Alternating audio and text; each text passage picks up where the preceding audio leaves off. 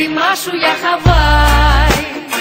Πάμε κάπου που δεν έχουμε πάει, μόνο μην κάτσουμε άλλο σπίτι. Αν είσαι σπίτι, τότε ετοιμάσου για Χαβάη. Πάμε κάπου που δεν έχουμε πάει, μόνο μην μείνουμε άλλο σπίτι. Τρέξιμο, λογαριασμοί και δουλειά, άγχος, ακρίβεια, χρέη, δανεικά. Πάντοτε συνοστισμός μες στο τραμ, και πάντα εκεί το κινητό χτυπά. Να μαγειρεύσεις το πρωί, να πλώσεις ό,τι έχει πληθεί, να σιδερώσεις, να μαζέψεις, να σκουπίσεις πριν αρθεί μετά να πάμε στη λαϊκή. Και πίτα ούτε νερό ΔΕΗ για να πληρώσω. Give me a break. Αν είσαι σπίτι, τότε ετοιμάσου για Χαβάη.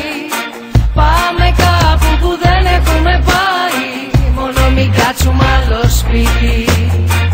Αν είσαι σπίτι, τότε ετοιμάσου για Χαβάη. Πάμε κάπου που δεν έχουμε πάει, μόνο μην μείνουμε άλλο σπίτι.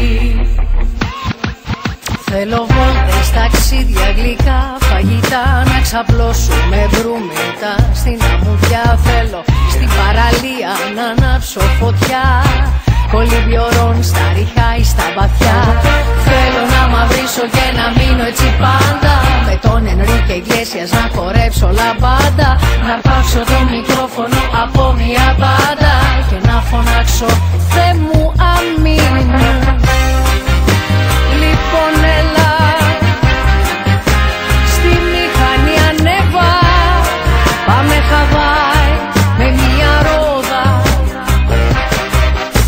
Πήρα θαλάσσιο στρώμα, 2-3 μαγιό ακόμα, μπρατσάκια και πετσέτες μ' ωραίο χρώμα. Άμα θες έχω και βατράχο πέδιλα ακόμα, με 30 δίκτυ προστασίας, κρέμα για το σώμα. Δεν ξέρω ακριβώς τι άλλο θα πρέπει να πάρω, αφού έμεινα μάδια τσέπη.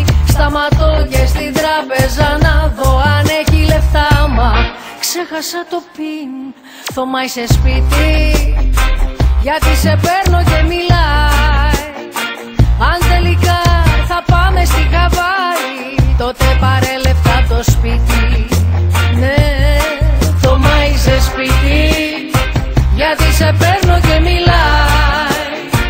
Αν τελικά θα πάμε στη Χαβάη,